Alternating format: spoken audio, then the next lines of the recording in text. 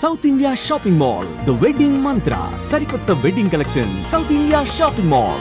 అజాత శత్రువు అంటారు కదా, మీకు ఎవరు అవి గిట్టని వాళ్ళు ఎవరు ఉండరు. రాజేంద్ర ప్రసాద్ గారికి మీకు గ్యాప్ వచ్చిందా సార్? మధ్యలో మీరిద్దరు ఉన్న మాట చిన్న మనస్పర్ధలు వచ్చాయా? ఉంటాయిలేండి అలాంటి చిన్న చిన్నవి ఉంటే ఎందుకు వచ్చింది సార్ అసలు? అంటే ఆయన చాలా మంచి, ఆయన మీరు చాలా మంచివారు కదా సార్. మంచితనం అయినప్పటికీ కూడా చిన్న చిన్నవి ఉంటాయండి. ఇంకా అవన్నీ ఇప్పుడు ఎందుకు మళ్ళీ తిరిగి అంటే నేను అలాగే అనుకున్నాను సార్, కానీ మా ప్రవీణ్ తప్పకుండా ఇది అడిగి తీరాల్సిందే అని చెప్పాడు. ఎందుకంటే మాది కూడా ఇప్పుడు ఈ ఇంటర్వ్యూ కూడా మాకు ద నాలెడ్జ్ సార్. చాలా మంచివాడు అండి, మంచివాడు కాబట్టే నా ఆర్గానిక్ మామకు వచ్చినప్పుడు కూడా చేశాడు. మళ్ళీ ఇది నాకు ఈ సమస్య మాయిలోడప్పుడు వచ్చిందండి. మాయిలోడినప్పుడు వచ్చింది కదా అలాగని చెప్పేసి ఏమీ ఆగలేదు. తర్వాత నేను సినిమాలు చేయలేదండి ఆయనతోటి. తర్వాత ఏదో సరదాగానో ఏదో అలాంటి సినిమా ఒకటి చేశాను. అప్పుడు కూడా ఆయన చేయడానికి సిద్ధపడ్డాడు ఆయన. కానీ మీరు భలే కాంబినేషన్ మీ ఇద్దరిది. చాలా మంచోడు అండి, మనిషి మంచోడు. కాకపోతే చిన్న తిక్క ఏంటంటే చిన్న ఇబ్బంది ఉంటుందండి. చిన్న ఈగోనెస్ ఇంకోటో ఉంటాయి. బతిమాలకు చేయించుకోవాలి తప్ప. అదే సో యాక్చువల్లీ మీకు పెద్ద సవాలే మామూలుగా కూడా, అంటే అందరికీ చెప్పి మీకు కావాల్సినట్టు చేయించుకోవడం అనేది. బట్ అంత ప్యాషన్తో ఎన్ని సినిమాలు, ఎంత మంచి సినిమాలు తీశారు కృష్ణారెడ్డి గారు మీరు. అండ్ అన్ని హిట్లు, అన్ని గొప్ప పేరు తెచ్చుకున్నాయి, అవార్డ్స్ తెచ్చుకునే సినిమాలు ఉన్నాయి. అసలు యమలీలలో అలీ గారిని పెట్టాలి హీరోగా అని ఎంతమందికి స్ఫురిస్తున్నాడు? ఆ టైంలో ఉండదు ఎవరికి. అంటే అప్పటికి నేను బాగా ఎదిగి ఉన్నానండి. ఇప్పుడు ఏంటంటే అప్పుడు చాలా మంది నాకు పెద్ద వాళ్ళు కబుర్లు చేశారండి, పెద్ద హీరోలు. అదేదో ఆలీని పెట్టి చేస్తున్నారట కదా మీరు, మేము చేస్తా ఉండేది ఇలాగనే. ఇవే ఇప్పుడు వేరే పెద్ద హీరోలు ఇప్పుడు మళ్ళీ కలుస్తామని చెప్పిన వాళ్ళు, బట్ అప్పుడు వేరే పెద్ద హీరోలు అండి. కానీ చెప్పారా మీకు అలీ గారిని కాదు నేను జాయిన్ చేస్తామని చెప్పారండి. చెప్పినా సరే నేను అలా కాదు, అది ఆలీ అయితేనే పండుతుంది ఆ సినిమా అని అంటే, సరే మీ ఇష్టం మీది చెప్పారు. అక్కడికి సౌందర్య కూడా చెయ్యను అని చెప్పిందండి. అలీ గారి అడ్వాన్స్ తీసుకున్న తర్వాత చేయనని కూడా చెప్పేసిందండి. సినిమా చేయను, 15 రోజులు టైం ఉందండి, నేను చేయనలే. చేయకపోతే మానేయమ్మా, ఎందుకు చేయవు నేను తెలుసుకోవాలి మరి, ఎందుకంటే 15 రోజుల్లో ఉంది కదా మరి. అయితే లేదండి, పెద్ద హీరోలు అందరూ కూడా ఇలాగా ఆలీ పక్కన చేస్తున్నాం ఏమిటి అని చెప్పి కొంచెం హెసిటేట్ చేస్తున్నారండి అని చెప్పింది. సరే పాపం, సర్లే తప్పే ఉందమ్మా, నీ భవిష్యత్తు నువ్వు ఆలోచించుకోవాల్సిన అవసరం మాత్రం డెఫినెట్గా ఉంది. నువ్వు ఆలోచించుకో, ఏం ఇబ్బంది లేదు, నేను వేరే హీరోయిన్ పెట్టేసుకుంటానులే అని చెప్పి వెళ్ళి ఇంద్రజని ఫైనలైజ్ చేశానండి. ఏంటి సార్? ఇంద్రజ గారు ఇంద్రజని ఫైనలైజ్ చేసి, అప్పుడు ఏదో చిన్న బేబీలా ఇట్లా ఉంటే ఆ లైట్ వేయండి అని చెప్పాను. ఏదో షూటింగ్లో ఉందండి ఇంద్రజ. లైట్ వేస్తే చూసి అమ్మాయి బాగుంది ఓకే అని చెప్పాను. అంటే నేను ఆలోచించాలి ఫేస్ వరకే కదా, నేనేమి చూసి ఇవన్నీ చూడవలసిన అవసరం నాకు లేదు. ఎప్పుడు అసలు మీరు ఒక అది అంటే కన్సిడర్ చేయలేదు సార్? ఫిగర్ ఎలా ఉంది? ఫిగర్ గురించి నేను పట్టించుకోనండి, ఫేస్ మాత్రం పట్టించుకుంటాను. చాలా ఎక్కువ పట్టించుకుంటానండి. ఎంతలాగంటే నేను బాగా డీపర్గా వెళ్ళిపోతానండి. అంత పర్ఫెక్షన్ వస్తుందా రాదా, ఎక్స్ప్రెషన్ అంటే కళ్ళతోటి చెప్పేది ఉంటుందండి, చిక్స్తో చెప్పేది ఉంటుందండి, నవ్వుతో చెప్పేది ఉంటుందండి, ఇట్లా రకరకాలుగా ఉంటాయండి, నొసలతో చెప్పేది ఉంటుందండి. ఇవన్నీ పలుకుతాయా పలకవా అని మాత్రం చెక్ చేసుకుంటానండి. చేసుకున్న తర్వాతే నేను ఓకే చేస్తానండి. సో అలా ఇంద్రజ గారిని అంటే కాకపోతే మరీ కొంచెం ఇలా లావుగాను ఉంటే ఇప్పుడున్నటువంటి టర్మ్స్కి కరెక్ట్ కాదు కాబట్టి కాస్త స్లిమ్గా కాస్త బాగా ఓకే ఇలా ఉన్నా, బట్ ఫేస్ మాత్రం చాలా ఎక్స్ప్రెసివ్గా ఉండాలండి. మళ్ళీ గుడ్గా ఉందా బ్యాడ్గా ఉందని కూడా నేను చూడనండి, ఎక్స్ప్రెసివ్గా ఉండాలి. అది అంటే చెప్తా ఉంటే చాలండి, చిన్న అంటే ఇప్పుడు చూడండి, ఇప్పుడు నేను మీతో మాట్లాడుతున్నాను, మాట్లాడుతూనే చిన్న ఎక్స్ప్రెషన్స్ మీకు పలుకుతూ ఉంటాయి. అవును, అలా పలకాలండి. గ్రేట్ సార్, చాలా బాగుంది. అయితే మీరు ఇంద్రజ గారిని తీసుకొచ్చినాక మళ్ళీ ఎలా? ఇంద్రజ గారిని తీసుకొచ్చిన తర్వాత మళ్ళీ తర్వాత మాయిలోడి సినిమా కంప్లీట్ అయిపోయిందండి. తర్వాత ఎమ్మెల్యేల సినిమా కంప్లీట్ అయిపోయిన తర్వాత శుభలగ్నం సినిమాకి వచ్చినప్పుడు సౌందర్య ఫోన్ చేసి, సార్ నేను ఒక చిన్న తప్పు చేశాను, నన్ను రెక్టిఫై చేసుకునే ఛాన్స్ కోసం నేను చూస్తున్నాను సార్, మీరు అవకాశం ఇస్తే. అదేంటమ్మా అంత మాట అన్నావు నువ్వు, అదేంటి నీ సొంత అన్నయ్య లాంటి వాడు నేను, చెప్పమ్మా నీకు ఏం కావాలో చెప్పు అంటే, లేదండి మీ సినిమాలో నేను కనీసం నిలబడినా సరే సరిపోద్ది, సౌందర్యం ఉంది అనేటటువంటి చిన్న పదం వినిపిస్తే చాలు నాకు అలా.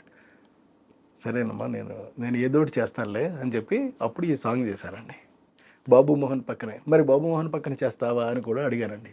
ఎస్ 100% చేస్తాను, ఎవరైనా నాకు అనవసరం అండి, మీ సినిమా అయితే చాలు నేను చేస్తాను అంతే అంతే చేసింది. ఎలా వచ్చి ఉంటుంది ఆవిడకి ఆ రియలైజేషన్?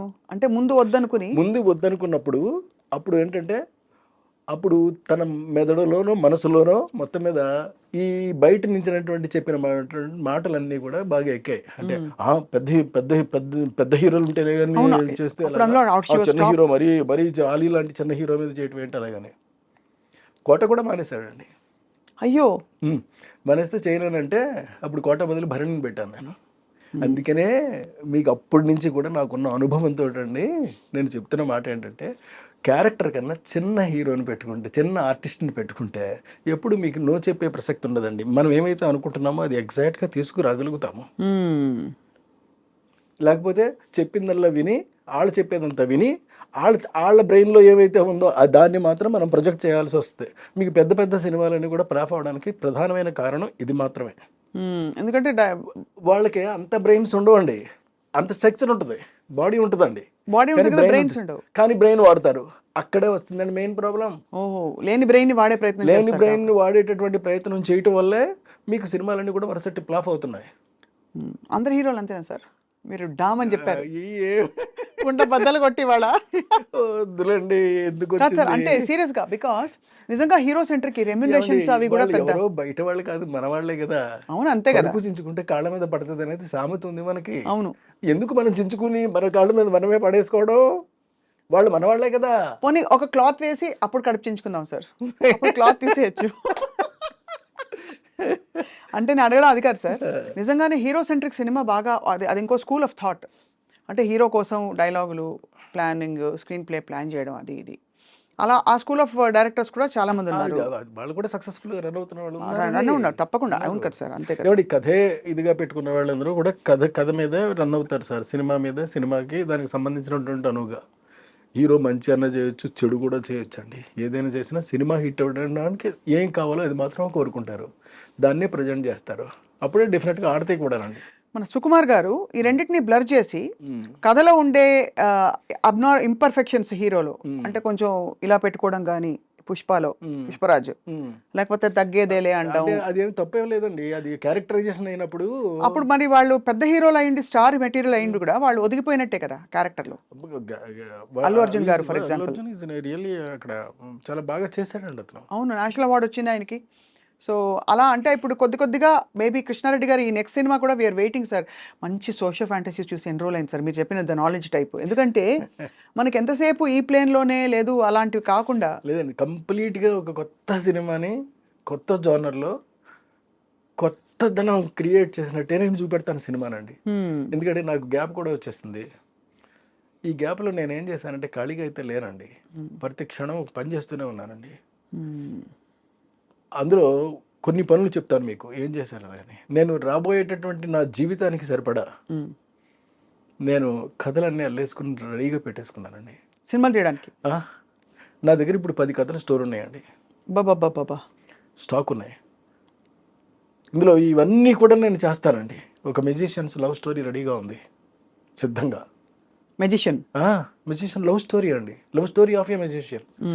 నెక్స్ట్ అమ్మ పుట్టిన ఊరు ఒకటి సిద్ధంగా ఉందండి, గంధర్వవనం ఒకటి రెడీగా ఉంది. ఇలాంటి ఒకటి కాదండి, ఎన్నున్నాయో 10 సినిమాలు నేను సిద్ధం చేసి పెట్టుకున్నానండి. కానీ ఎక్కడి నుంచి పుడుతున్నాయి మీకు ఇప్పుడు? అంటే what is influencing your thought into certain kinds of stories? Your good question అండి, మళ్ళీ మిమ్మల్ని అభినందిస్తున్నా. నాకు అంటే ఒక మనిషికి ఒక జెల్ ఉంటుందండి, అది బ్రెయిన్లో అన్నా ఉండొచ్చు, బాడీలో అన్నా ఉండొచ్చు, ఏదన్నా ఉండొచ్చు అండి. అది బ్రెయిన్లో ఉంటే ఒకలా ఉంటుందండి. అది బ్రెయిన్లో ఉన్న వాళ్ళు ఏం చేస్తారంటే, నా దగ్గర ఈ కథల యొక్క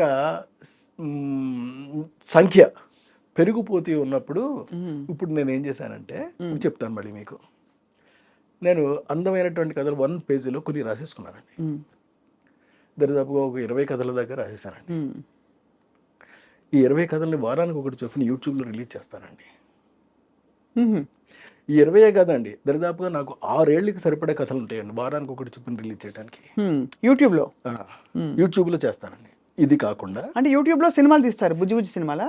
చిన్నవే ఓన్లీ 5 నిమిషాల పాటు నేను అందంగా చేస్తానండి. నా డిక్షన్లోనే ఉంటుందండి.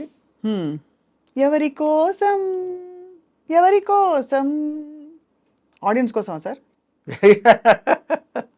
అంటే ఎందుకు అడిగానంటే audience are crazy to see such kind of things, new things, something new you want to tell without putting in the effort of a full film. 5 నిమిషాలు చేస్తారు. 5 నిమిషాల్లో ఒక కథ చెప్పేస్తారండి. ఇలాంటి కథలు నా దగ్గర చాలా ఉండిపోయినాయి. అవన్నీ కూడా చేసుకుంటూ వెళ్ళిపోతానండి. అవి చేస్తే నాకు వారానికి ఒకటి చొప్పున రిలీజ్ చేస్తే 6 ఏళ్ళు సమయం పడద్దండి నాకు. బాబోయ్, అన్ని కథలా సార్? అంటే 52 into 6, 52 52 వారాలు ఇంటూ 6. 52 వారాలు ఇంటూ 6, 300 కథల పైన నా దగ్గర సిద్ధంగా ఉన్నాయి. నేను ఇప్పుడు 20 రాశానండి. రాయడమే ఇంకా రాసుకుంటూ పోతానండి ఇక్కడ నుంచి. ఇది కాకుండా మళ్ళీ ఇంకొక పని చేస్తానండి. అదేమిటి అని అంటే, ఇప్పుడు ఆడియన్స్కి చాలా మందికి మ్యూజిక్ అంటే చాలా ఇష్టం నాది. సో నేను మ్యూజిక్ చేయకుండా ఉండడం అనేటటువంటిది నేను నేరంగా ఫీల్ అయ్యానండి. తప్పు చేస్తున్నానేమో అని నాకు ఫీలింగ్ వచ్చింది. సరే, అందుకని మరి ఆడియన్స్ ముందుకి ఎలా తీసుకెళ్ళాం? Private album, no, don't do a somebody who did already something new. అంటే సంథింగ్ న్యూ అంటే మళ్ళీ ఇది న్యూ అని మీరు అడగొచ్చండి. కాకపోయినా ఉన్నట్లు ది బెస్ట్ సెలెక్ట్ చేసుకోవాలి మనం. అలా నేను సెలెక్ట్ చేసుకున్నా. అదేమిటి అని అంటే, ఇప్పుడు యూట్యూబ్లోను ఈ మధ్య ఒక పాట ఒకటి వచ్చిందండి, రాధమ్మ అలాగే ఒక పాట. మీరు చూసారో లేదో? రాధమ్మ అది బాగుందండి, చాలా బాగుంది, మంచి పాట. అలాగే బుల్లెట్ బండి ఎక్కి వస్తానప్ప, నీ బుల్లెట్ బండి వచ్చేస్తావా డుగ్గు డుగ్గు డుగ్గు డుగ్గు సో చూసారా? అంటే ఇవన్నీ ఇప్పుడు అది తానే పాడింది, ఇక్కడ తాను పాడలేదండి. అంటే తాను పాడినా తాను పాడకపోయినప్పటికీ కూడా అవి ప్రజెంట్ చేస్తున్నారు. అవును. సో ఇలా నేను ఎందుకు చేయకూడదు అని నాకు ఒక పెద్ద ప్రశ్న వచ్చింది. అప్పుడు నేను నెలకు ఒక పాట ఒకటి చొప్పుని రిలీజ్ చేసుకుంటూ పోతానండి. Lyric already ready? ఏది రెడీ లేదు, ట్యూన్స్ మాత్రం రెడీ అండి. మీకు ట్యూన్స్ మాత్రం రెడీగా ఉన్నాయి, వాటిని రాయించడం ఎంతసేపు రాయిస్తానండి? రాయించుకోవడం, శుభ్రంగా పాడించుకోవడం, మార్కెట్లోకి నేనే యాక్ట్ చేస్తానండి. అది నేనే చేస్తాను. ఎవరో కహమ్మాయినో ఇంకోటి వేసుకుంటానండి. వేసుకుని చాలా జాగ్రత్తగా, సింపుల్గా కొత్త కల్ట్ ఆఫ్ కంటెంట్, కొత్త కల్ట్ ఆఫ్ కంటెంట్ని మనం క్రియేట్ చేసి ఇస్తాను. ఇది ఒకటోది. ఇంకోటి మీకు యూట్యూబ్లో చెప్పానండి. మూడవది ఉందండి. మూడోది ఏంటంటే, ఎస్పి బాలు గారు, చిత్ర గారు ఎన్నో పాటలు నాకు సూపర్ డూపర్ హిట్లు పాడారు. అవును. అందుకని నేను వాళ్ళ నేను పాడుతున్నట్టుగా, యాక్చువల్గా నేను పాడడం కాదండి, అది బాలు గారే పాడడం, కానీ నేను నటిస్తాను అంతే. బాలు గారి పాటకి, చిత్ర గారి పాటకి ఎవరినైనా ఇంకో లేడీ ఆర్టిస్ట్ని వేసుకుంటానండి. వేసుకుని మిగతా ఆర్కెస్ట్రా అంతా పాట అలాగే వస్తుందండి.